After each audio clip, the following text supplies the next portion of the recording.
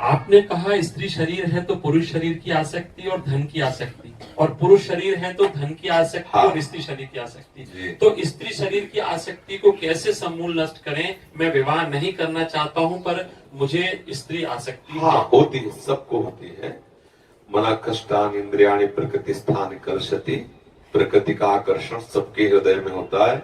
इसी आकर्षण को मिटाने के लिए साधना की जाती है। यदि हम भगवत नाम जप करने वाले संतों का संग करें और नाम जप करते हुए पूर्ण प्रभु के आश्रित अंदर से हो जाए, प्रभु जिसमें हमारा मंगल हो आप वो करना। पहली बात तो ये होनी चाहिए। यदि आपको गृहस्थ आश्रम से ले जाकर के और अपने चरणों में लाना है तो मैं आपके चरणों में समर्पित हूं, और यदि विरक्त बनाना है तो अंदर की आसक्ति भले जलाती रहे लेकिन नाथ हमारे द्वारा कोई गलत आचरण न बने। प्रभु से प्रार्थना करते रहना चाहिए। सीन की चाप सके को दासु बड़ रखवार रमापति दासु। जिसके भगवान रखवाले हैं उसे कोई परास्त नहीं कर सकता। आसक्ति सबके हृदय, जितने संत महात्मा सबको पूछ लो, जितने बड़े बड़े महात्मा हुए या तो भगवान और या तो भगवत स्वरूप आचार्य से जितने संत हुए उसी आसक्ति को मिटाते हुए वहां पहुंचे। कोई ऐसा नहीं कि जन्म से अनासक्त हो। जन्म से अनासक्त है वही जो भगवत स्वरूप को प्राप्त हो गया है। अब वो कारक पुरुष अवतार लिया है कार्य करने के लिए, इसलिए अनासक्त रहे। बगैर प्रत्येक साधक इसी आसक्ति से ही आगे बढ़ता है। कोई ऐसा नहीं है जिसके हृदय में काम वेदना न हो, कोई ऐसा नहीं है जिसको शरीर की परस्पर आसक्ति न हो, पर इसी आसक्ति को मिटा देना हमारी साधना है। हम अंदर से जो आसक्ति रहती है वो बाहर चेष्टा कराने की अंदर प्रबल प्रेरणा करती है। अगर हम उस चेष्टा को न करें और उस प्रेरणा कई बार चर्चा है, अगर उस प्रेरणा को हम सह जाएं और भगवत भजन में लगे रहें, धीरे धीरे वो अंदर जो प्रेरणा आती है ना, विषय प्रेरणा, वो शांत हो जाएगी और हमारा हृदय एक दिन इतना निष्काम हो जाएगा कि सामने ये सब वस्तुएं होने पर भी संयोग की इच्छा नहीं रह जाएगी। हृदय में जब अपने हृदय में ही इतना आनंद मिल गया, वो बात बिल्कुल सुख नहीं है, नहीं है, नहीं है। जो भ्रमित होकर उस सुख की खोज में कर रहे हैं वो सब परेशान हैं।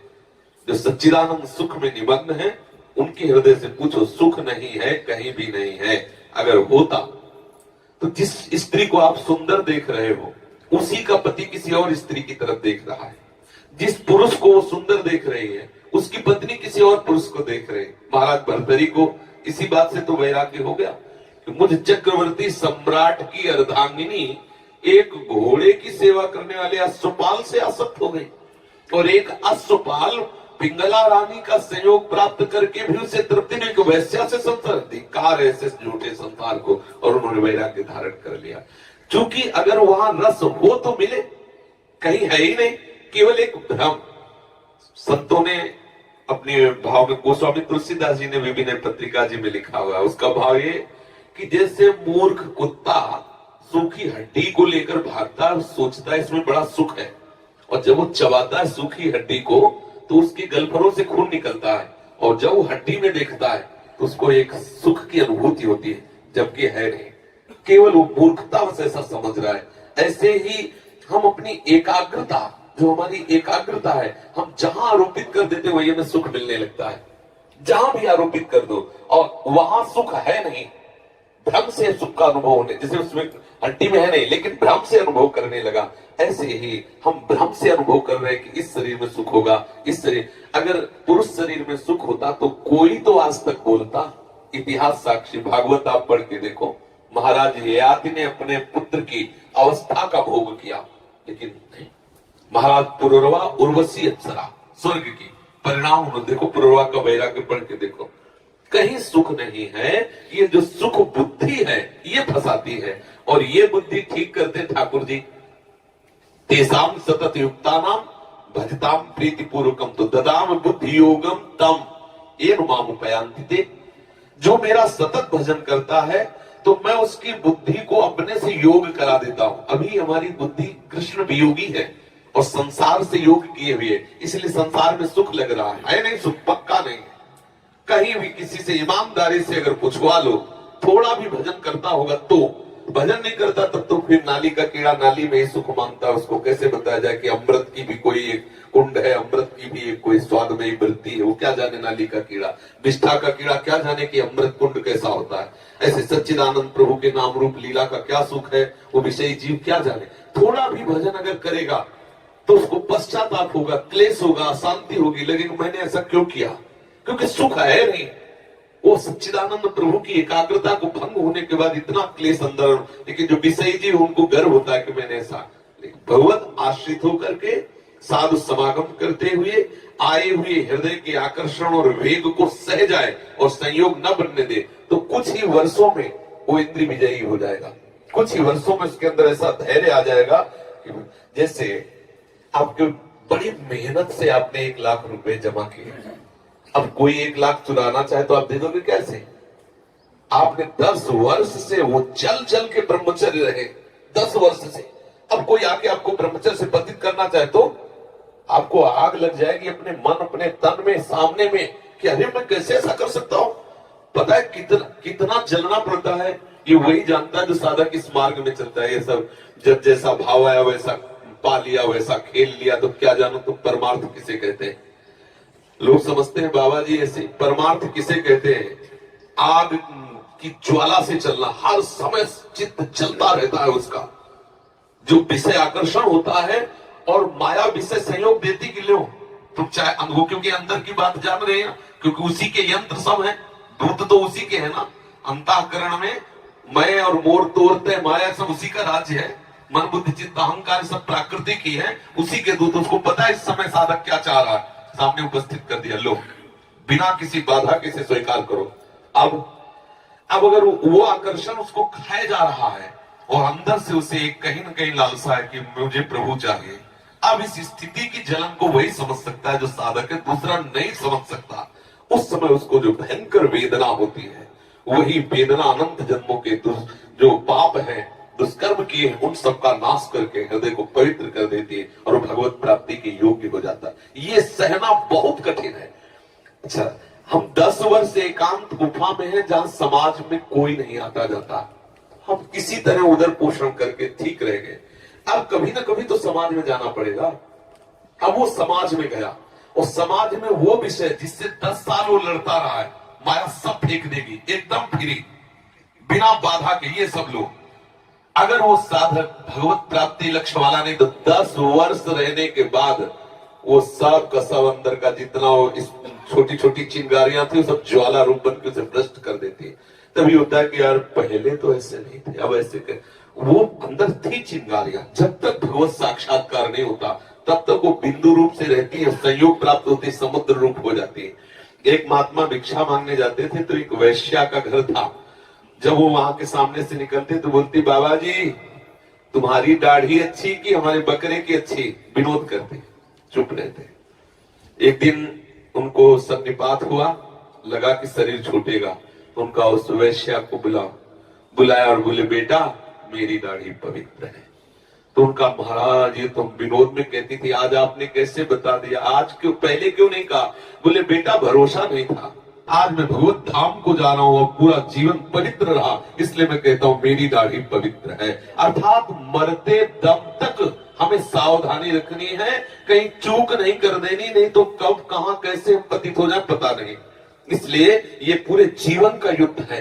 प्रभु से प्रार्थना करें, यदि स्त्री आसक्ति हो कि नाथ आप देख लो, यदि आप मुझ में ऐसी सामर्थ्य देख रहे हो इस मार्ग में चल पाऊंगा तो विरक्त बनाए, नहीं तो गृहस्थ मार्ग से होती। बहुत बढ़िया है, किले की लड़ाई बहुत सुरक्षित लड़ाई होती है। गृहस्थी से भगवत प्राप्ति किले की लड़ाई है। वहां काम क्रोध लोभ मोह मद मत्सर अगर आक्रमण करेंगे तो आप किले के अंदर सुरक्षित है, धर्म में है, आप पतित नहीं होंगे। मान लो एक पत्नी व्रत है, आप धर्म पूर्वक गृहस्थी का पालन करते, अतिथि साधु महात्माओं की सेवा करते, नाम जप करते, ग्रंथों का स्वाध्याय करते, पवित्र आचरण, तो आप महात्मा हैं। आप वहां से धीरे धीरे निवृत्ति मार्ग में आ जाएंगे। अच्छा, जो निवृत्ति मार्ग में चला दौड़ के और एकदम गड़बड़ा के गिर गया, अब वो कैसे उठ सकता है? विचार करो। अगर भगवान कृपा करके ना उठावे तो, चूंकि इसलिए नहीं उठ सकता कि वो इतना जला है और जलने के बाद गिर गया। अब उसको निराशा होती है कि इतने वर्ष से मैं जल रहा हूं, इसके बाद में गिर गया। अब फिर वो चलता, तो प्रभु किसी न किसी संत को भेजकर फिर उत्साह बढ़ाते हैं। फिर ये बहुत कठिन मार्ग, सच्ची पूछो तो बहुत गुरुजनों की कृपा छत्र में रहने से नहीं लग रहा कि हमें कोई कठिन मार्ग, लेकिन जो सच्चे मार्ग से चलने वाले पथिक हैं जलते हुए आए हैं। हृदय मतलब ऐसे ऐसे कांपता है हृदय। वो साधक जो विकार आने पर उनको रोकता है, उसको पता है कितना कष्ट होता है, कितनी जलन होती है, कितना सामने वाला गाली दे रहा है, हमें क्रोध नहीं करना। अब वो देख रहा है कि क्रोध नहीं कर रहा तो और कह रहा, बोला दबा, और वो गाली देता चला जा रहा है, और आके पीट दिया, फिर भी नहीं बोलना। अब सोचो अंदर कितना बड़ा, अभी भगवत प्राप्ति हुई नहीं, भगवत प्राप्ति की लालसा से वो पीट रहा है, भगवत प्राप्ति की लालसा से वो आकर्षण को सह रहा है। ये बाहरी, ये माया बड़ी विचित्र है, जहां तुम्हारे अंदर जो आकर्षण होगा वही दृश्य सामने वो पैदा कर देगी। अब ऐसे तो शांत बैठे हो, लेकिन सामने आपने दृश्य देख लिया, अब तो और आग लग गई हृदय में। अब क्या करें? अब हाय हाय करके पुकारता, हे हरि रक्षा करो रक्षा। अब इतनी जलन सहने के बाद जब कहीं वो फिसल जाए अगर, तो फिर सोचो कैसे चढ़ना हो सकता है। पर हरि के आश्रित होने के कारण हरि उसे संभालते हैं। बिना भगवत प्राप्ति के निर्विकार स्थिति नहीं होती। कभी भरोसा न कर लेना चाहिए अपने पर। हरि साक्षात्कार होने के बाद वो भुना हुआ चना है, जैसे भुने हुए चने में आप चाहे जितना खाद पानी लगा दो अंकुरण नहीं हो सकता, ऐसे भगवत साक्षात्कार किए हुए महापुरुष के द्वारा नहीं स्वात्मा रामम विषय मृग तृष्णाम भ्रमयति। भगवान के परम प्रिय भगवत स्वरूप वाल्मीकि जी महाराज कह रहे हैं कि हे राम जी, तुम किनके हृदय में निवास करो? बोले काम क्रोध मद मान न मोहा, लोभ न क्षोभ राग नहीं द्रोहा, जिनके कपट दंभ नहीं माया, तिनके हृदय बसहु रघुराया। जननी समो जानही पर नारी, धन पराए बिसते बिस भारी, जिनहि राम तुम प्राण पियारे, तिनके मन शुभ सदन तुम्हारे। जहां काम नहीं, क्रोध नहीं, मोह नहीं, मद नहीं। ये गीता जी का 15वें अध्याय का श्लोक, निर्माण मोहा जित संग दोषा, अध्यात्म नित्या विनुवृत्त कामा, द्वंद्व विमुक्ता सुख दुख संग। ये स्थिति है भगवत प्राप्ति की, और ये इतना कठिन है। और क्योंकि साधक का प्रश्न इसलिए चर्चा कर रहे हैं, तो उससे घुमा के दूसरी तरह से उदाहरण दिए। एक भक्त भरत चरित्र पढ़ते हुए आंसुओं में भीगा हुआ है।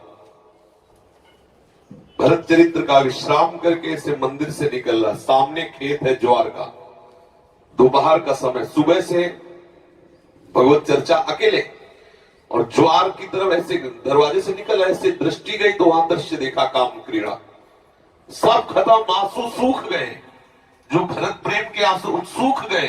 दृश्य देखते ही मन मतवाला होकर उन्मत्त हो गया, काम चेष्टा, अब वो जल रहा है। ऐसी विचित्र भगवान की माया है।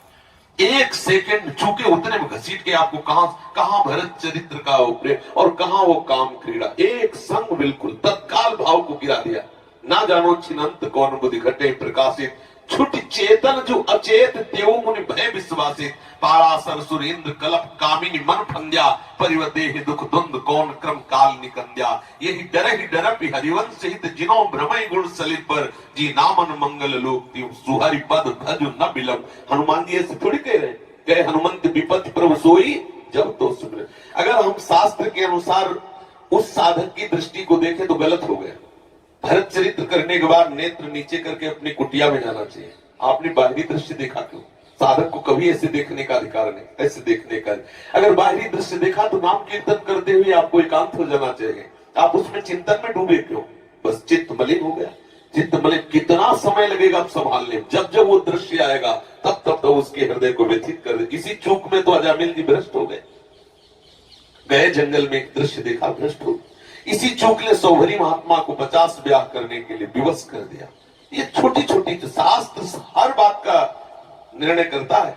कहीं भी कोई भी मैथुन धर्म से युक्त जीव हो, उससे दृष्टि से साधक अगर भूल से चली गई दोबारा नहीं देखना चाहिए। शास्त्रकार अगर देखते हो तो आप भ्रष्ट हो जाओगे, आपका मन मलिन हो जाएगा, आपका मन संयोग सुख के लिए लालायित हो जाएगा और भ्रष्ट हो जाएगा। है कहीं कुछ सुख नहीं, केवल आकर्षण का सुख है।